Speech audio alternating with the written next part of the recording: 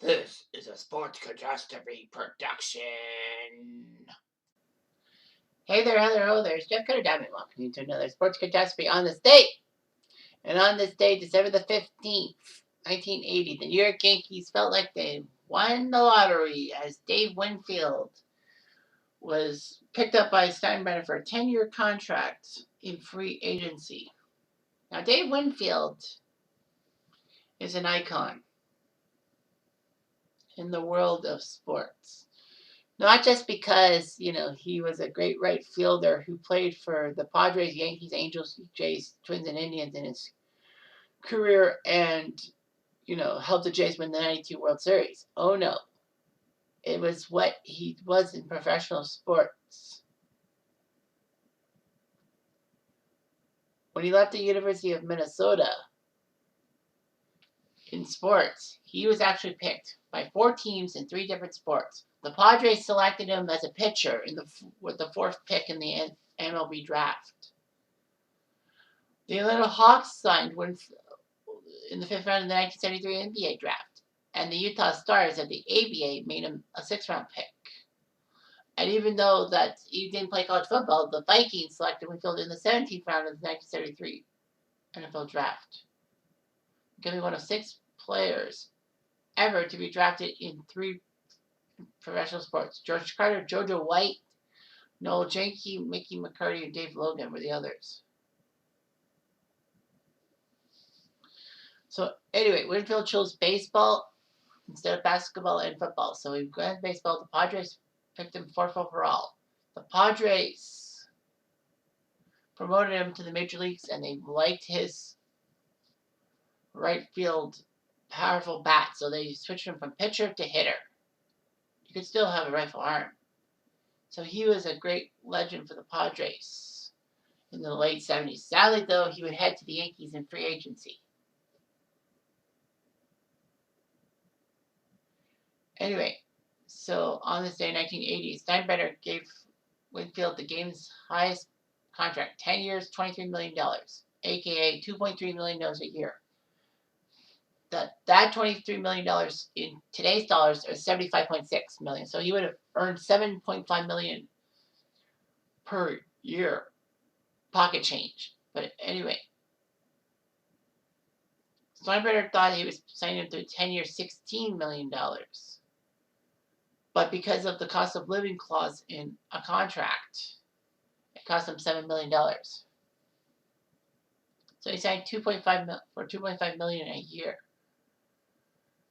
And it actually worked out for the Yankees at first because Winfield helped the Yankees win the AL pennant and get to the World Series. They were up 2-0, but sadly, though, they faltered near the end.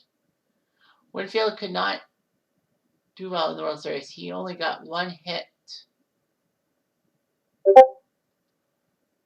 Anyway, it was very inconsistent.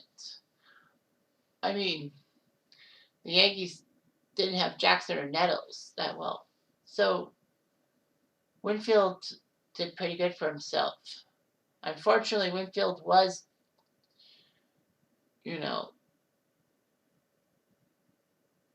upset that in 1985, Steinbrenner derided Winfield by saying to the New York Times, "Where's Reggie Jackson? We need a Mr. October, not a Mr. May like Winfield." So, unfortunately, that Mr. May nickname lived with Winfield until 1992 when he helped out with the Blue Jays. However, Steinbrenner would leak fictitious stories about Winfield to the press, and he didn't want the Yankee managers to play him. Steinbrenner tried to trade Winfield, but because Winfield was a 10-5 player, he couldn't be traded without his consent.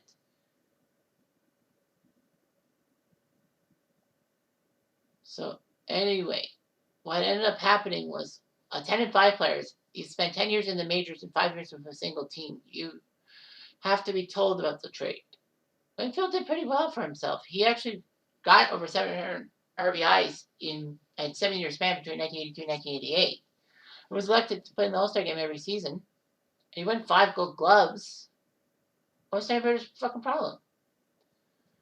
So anyway, the Steinbrenner-Winfield feud would escalate in 1990. Fortunately, though, Winfield was traded. Steinbrenner got his wish. Winfield got traded to the California Angels for Mike Witt.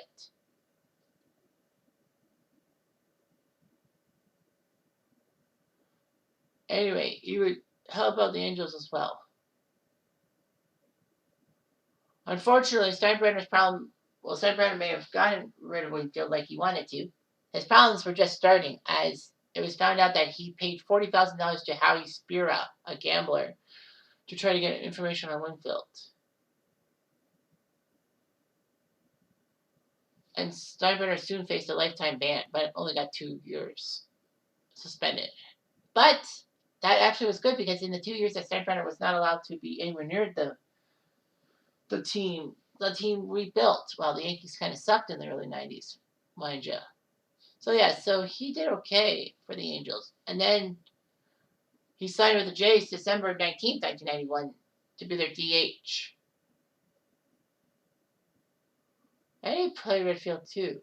Whitfield actually was not happy with the Jays fans because they looked so reserved and all that. So basically, the phrase Winfield wants noise was a popular slogan. And it worked out. The Jays were happy. The fans were getting on the Jays to try to do well in the postseason, which they did. They won the World Series, and Winfield actually was the hero of that 92 World Series in Game 6, hitting the 2-run double in the 11th inning to give the Jays the title. He became the third oldest player to get an extra base hit in the World Series, behind Pete Rose and Eno Slaughter. Winfield would play that 1 year with the Blue Jays and actually ended up signing with the Twins, his hometown team, getting a 3,000th hit as a member of the Twins. And then he was actually traded to the Tribe at the trade waiver deadline on August 31st for a player to be named later. Of course, the 94 season was hit with baseball strike, but there still was a chance to get back to baseball. Winfield couldn't play it. So Cleveland and Minnesota executives went to dinner, and the Indians picked up the tab. Which means, tragically, Winfield was the only player in Major League history to be traded for a dinner.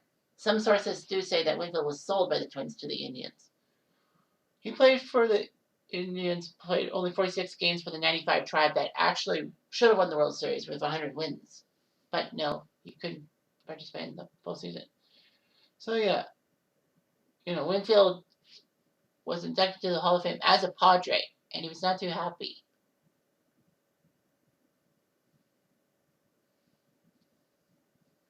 But I mean, if it wasn't for Steinbrenner being a dick to him, I think Winfield would have been happy to be a Yankee. So anyway, yeah. So Winfield's done some great things and all that. But the simple fact was that, the Yankees flashed out to get free agents and all that. Winfield actually said that in 1981, he said that there were many fans that said that you'd come to New York and all that. And fans said, no matter which New York team you play for, the Mets or Yankees, you're welcome in New York anytime. And it worked. So that's just how I feel about it. Winfield was a Blue Jay icon. Beat that. Anyway, I'm Jeff Diamond.